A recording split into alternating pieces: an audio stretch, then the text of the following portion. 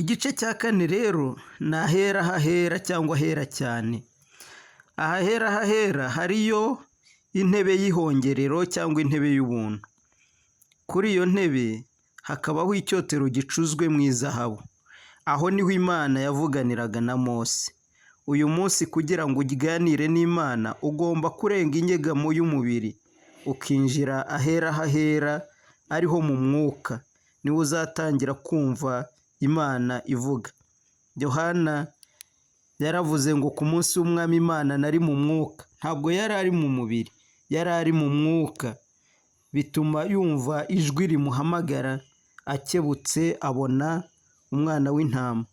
Kuba mu mwuka kwa Yohana ni ukuvuga ko hariya yari ari ku kirwa Patimosi, ntabwo yari ari mu bibazo yibaza ngo aha hantu ndatungwa n'iki, ntabwo yari mu bibazo yibaza ngo ese ubu inyamaswa ntizindya, ntiyari mu bibazo yibaza ngo imvura nigwa biragenda bite, ahubwo yari arimo yibuka amasezerano ya Yesu, yari arimo yibuka uburyo aheruka kumubona azuka, uburyo aheruka kumubona azamuka, uburyo yababwiye ko azagaruka, n'iyo eta yari yibereyemo bituma yumva ijwi ry'Imana. Ahera hahera rero ni ahantu tuba dutekereza Imana gusa, ibitekerezo byacu byibereye he? Byibereye ku Mana, ubuzima bwacu bwose bwumva buganjwe rwose n'Imana. Aho rero ni ku ntebe y'ihongerero aho Imana ivugira. Ikindi cyari ahera hahera ni isanduku y'isezerano. Muri iyi sanduku hakabamo ibisate by'amabuye byanditsweho amategeko yiswe ibihamya. Iyo wageze ahera cyane, kuyoborwa n'amategeko y'Imana bihinduka ubuzima. Ntabwo biba bikiri ibintu by'agahato, bihinduka ubuzima. Kandi uko kuba ubayeho kuyoborwa n'amategeko y'Imana byarakubereye ubuzima, nicyo gihamya yuko koko ugengwa n'Imana, n'iyo utaravuga abantu bakabona ko ugengwa n'Imana. Niyo mpamvu aya mategeko bayise ngo ni ibihamya. Pawulo yigeze avuga ngo itegeko ry'umwuka w'ubuzima bwo muri Kristo ryambatuye itegeko ry'icyaha n'urupfu. Ni ukuvuga itegeko ry'Imana muri wowe riba ryahindutse ubuzima. Kurikora ntibiba bikiri ibintu bikuremerera. Ikindi kiri ahera hahera ni urwabya rw'izahabu rurimo manu yahishwe. Iyi manu yahishwe ntijya ibora. Ubundi manu iyo yararaga yaraboraga, ariko iyo ntibora. Iri rero ni ijambo ryaguhindukiye ubuzima ukaribika mu mutima wawe. Niryo Dawidi yavugaga ngo nabikiye ijambo ryawe mu mutima wanjye kugira ngo ntagucumuraho. Tekereza ibibwirizwa wumva mu mwaka ugafashwa. Ni byinshi, ariko ibyo wibuka ni bikeya. Byinshi nibyo wibagirwa, ariko rya rindi ryagucumise rikinjira muri wowe rigahindura ubuzima bwawe ntaho rijya. Hari ibibwirizwa byinshi nagiye numva mu myaka myinshi yashize nshobora kwibuka nk'ibibaye ako kanya. Hari amagambo yo mu byanditswe nahawe ngitangira gukizwa nkagenda nyahabwa mu buryo bw'iyerekwa, ahora ku mutima wanjye ku buryo nyabona nk'aho ari ako kanya nyumvise, kandi inshuro nyinshi ngasengera muri yo kuko ahishe byinshi by'amasezerano Imana yampaga. Rero iyi manu ni rya jambo ryahindutse ubuzima muri wowe rikaguhindura. Ikindi kiri ahera hahera ni inkoni ya Aroni yarabishe, cyari mu isanduku, muri iyi sanduku y'isezerano. Iyi nkoni isobanura guhamywa n'Imana ubwayo. Si wowe wihamya ubwawe, iyaguhamagaye iraguhamya. Wibuke ko iki gihe muri iyi nkuru ari igihe abantu bitotomberaga Aroni bavuga ko atari we wenyine wakora umurimo w'ubutambyi. Hanyuma Imana igakusanya inkoni z'imiryango yose ya Isirayeli ikavuga ngo uw'inkoni y'izarabya niwe nzaba nerekanye ko namutoranyije, hanyuma nkure kwitotomba mu Bisirayeli. Bene data, hari igihe uri mu murimo w'Imana abantu bakwitotombera, ariko iyo wageze ahera hahera niyo bakwitotombera ntabwo wowe ujya guhangana nabo, urareka Imana ubwayo ikaguhamya, igahamya yuko yagutoranyije, ntiwirwanirira.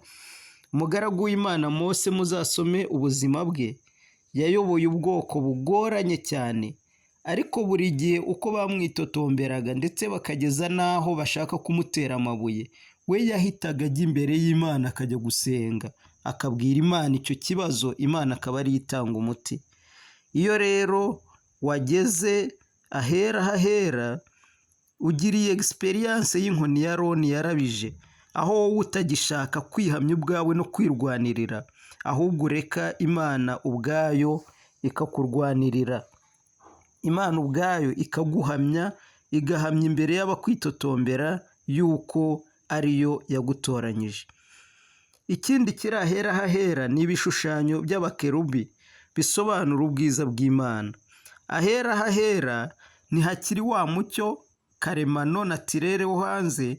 Ahera hahera ntihari umucyo w'amatabaza yakozwe n'abantu. Ahera hahera hamurikirwa n'ubwiza bw'Imana ubwabwo. Ni ukuvuga Imana ubwayo niyo ikuyobora.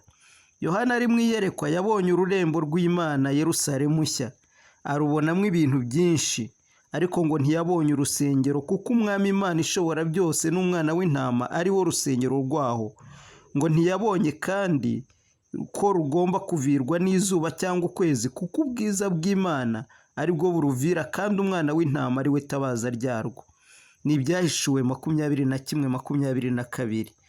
Wibuke ko umuntu w'Imana ari urusengero rw'Imana. Uko ugenda wezwa kurutaho rero, ugeraho utakimurikirwa na birya bya kamere twavuze n'akamenyero n'iby'umuryango n'ibya komino tubamo, ukageraho utakisobanurira ijambo ry'Imana mu buryo buhura na kamere yawe cyangwa n'idini.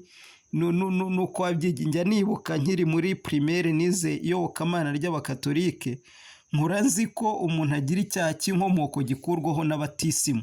Nkajya numva niva kubatizwa nzaba mbaye umwana w'Imana. Hari igihe abantu baba muri ubwo buzima, uwo ni umucyo wakozwe n'abantu, ariko wageze ahera hahera, ubwiza bw'Imana nibwo bumurika muri urwo rusengero rw'umutima we, nibwo busigara bumurika. Uyu muntu rero ahahera hahera haramwigisha, niho hajya ya magambo ya Yohana ngo gusigwa mwasizwe ni kuguma muri mwe. Ntabwo muzagombera umuntu wo kubigisha. Uba wageze ku Mana, wavuga ukavuga nk'ubwirijwe n'Imana, nk'uko Petero yabyanditse. Aha Kristo aba yabaye byose muri byose. Yamaze kuba umuntu, aba yamaze kuba umwuka umwe na Kristo, nk'uko Pawulo yabivuze mu Bakorinto ba mbere 6:17. Ntaba yibaza ngo ese ibyo ngiye kuvuga ni ukuri cyangwa ibinyoma, ahubwo aba yibaza niba ibyo agiye kuvuga ari byo Imana ishaka ko avuga. Ntaba yibaza niba ibyo agiye gukora ari byiza cyangwa bibi, aba yibaza niba ibyo agiye gukora ari byo Imana ishaka ko akora. Kuko kuri we Imana iba yahindutse byose, ibyo ivuga kuri we nibyo kuri. Ijambo ry'Imana ryonyine gusa niryo riba riyobora imikorere ye, kandi kuri we umwiza n'umwe gusa ni Imana. Bityo n'ibyiza ni bimwe gusa n'iby'Imana ishaka. Aha rero ni ahera hahera. Aha niho ntego, aha niho Imana iduhamagarira, aha niho dutunganirizwa rwose. Mu Baheburayo havuze ngo dukwiye kwegera imbere tukagera aho dutunganirizwa rwose, kandi uku niko gukura tukagera ku kigero gikwiriye cyo mu buryo bw'umwuka. Mwene data, Imana ikomeze kukuyobora muri uru rugendo, kandi ku bw'aya magambo tugenda tuganira, ndakwifuriza ko iguteza iyindi ntambwe ikujyana ahera hahera. Bigusabiye mu izina rya Yesu Kristo. Amen.